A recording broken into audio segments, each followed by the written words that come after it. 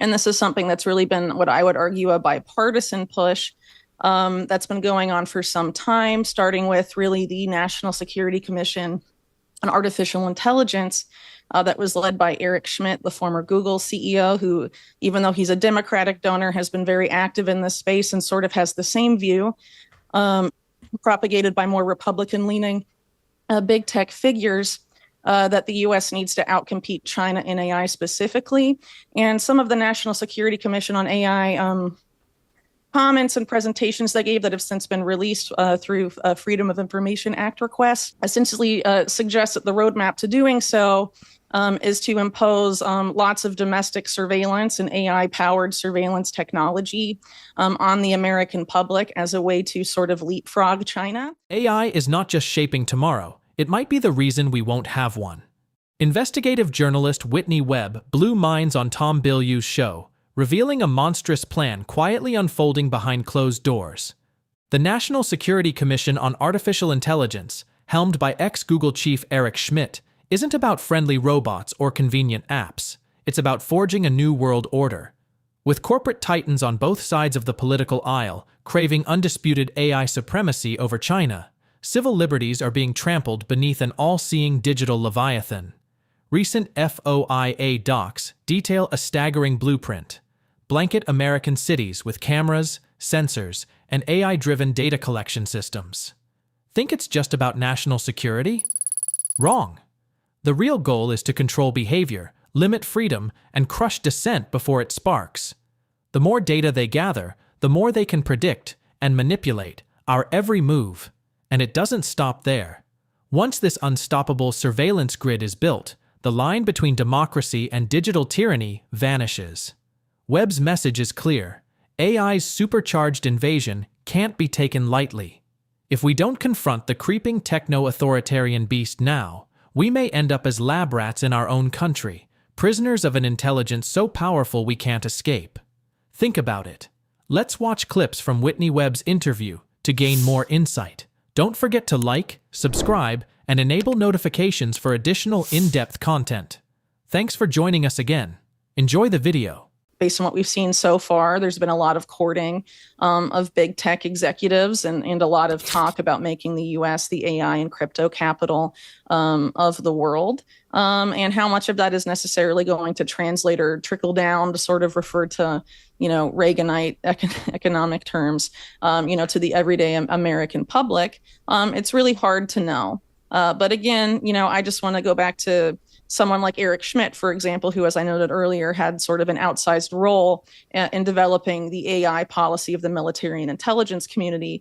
He wrote a book called The Age of AI with Henry Kissinger, and also, I believe, a professor from MIT, who I'm sorry, his name escapes me at the moment, but basically, that book posited that essentially AI is going to make a two-tiered society. There's going to be the top tier of people who develop and maintain AI and set and determine what its objective functions are, and then sort of a second class who, which we would assume is larger than the first class, so they don't explicitly say that, but who AI acts upon, and eventually that group will lose the ability to understand and really be able to conceive of how AI is impacting their lives, and will develop some sort of dependency on AI for things like decision making, sort of leading to this phenomena that they refer to in the book as cognitive diminishment, which I sort of see as this idea of we've all heard it before: if you don't use it, you lose it. Sort of the idea of like mental math. You start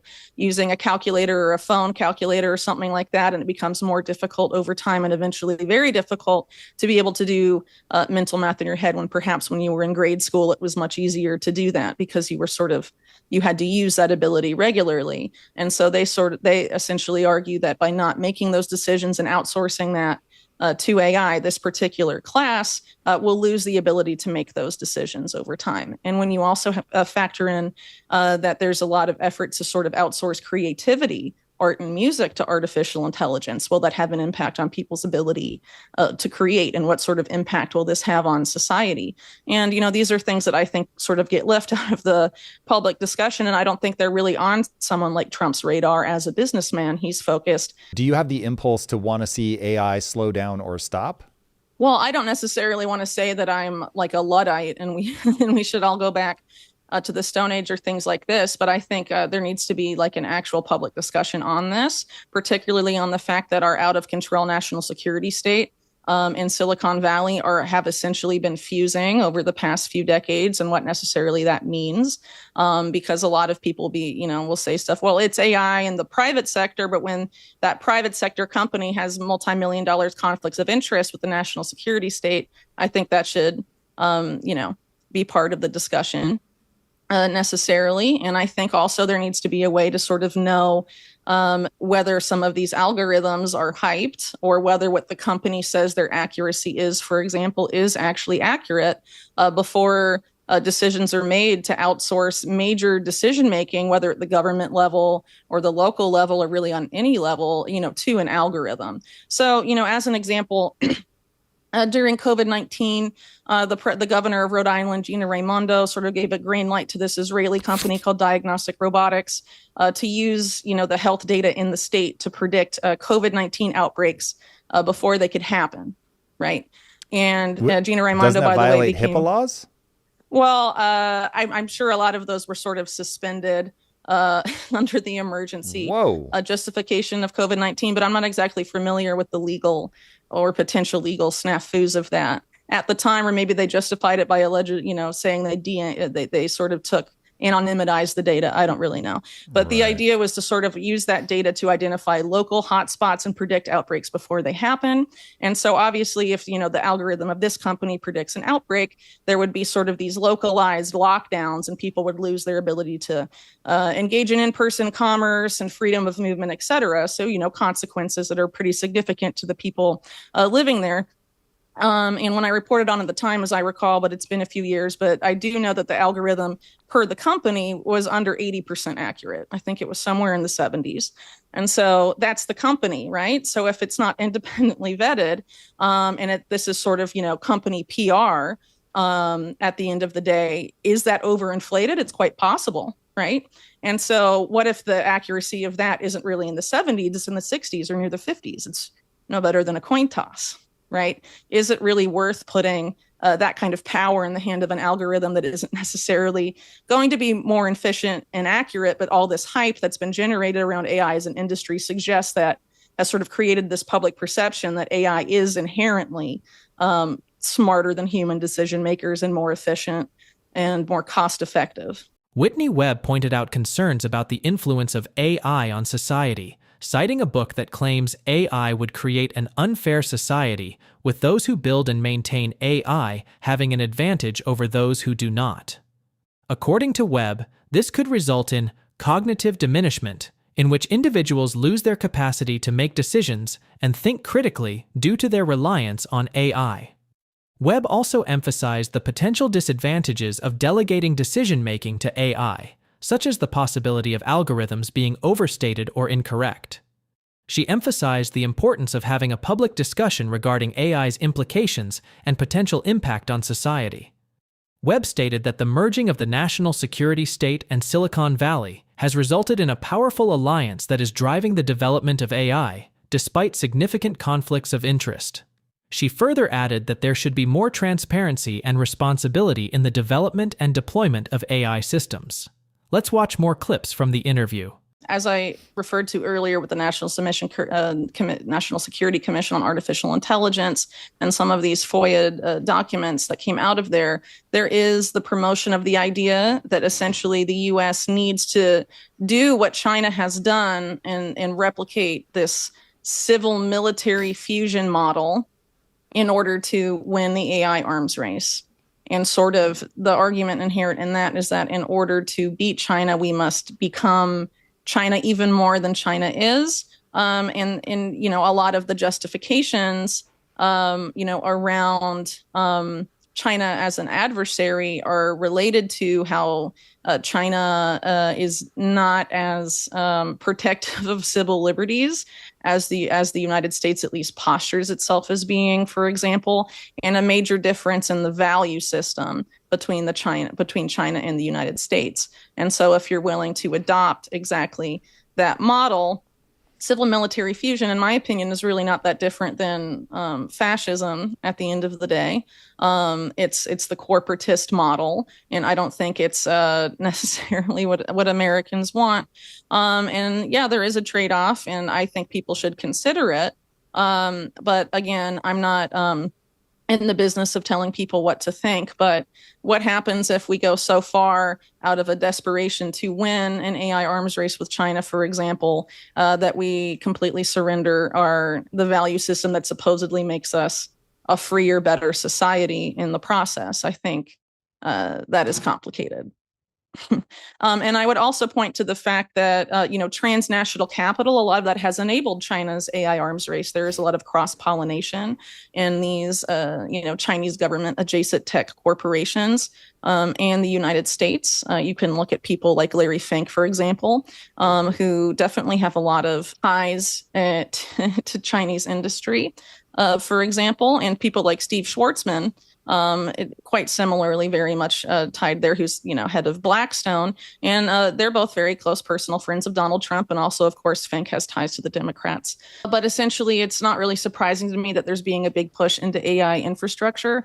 And this is something that's really been what I would argue a bipartisan push that's been going on for some time, starting with really the National Security Commission on Artificial Intelligence.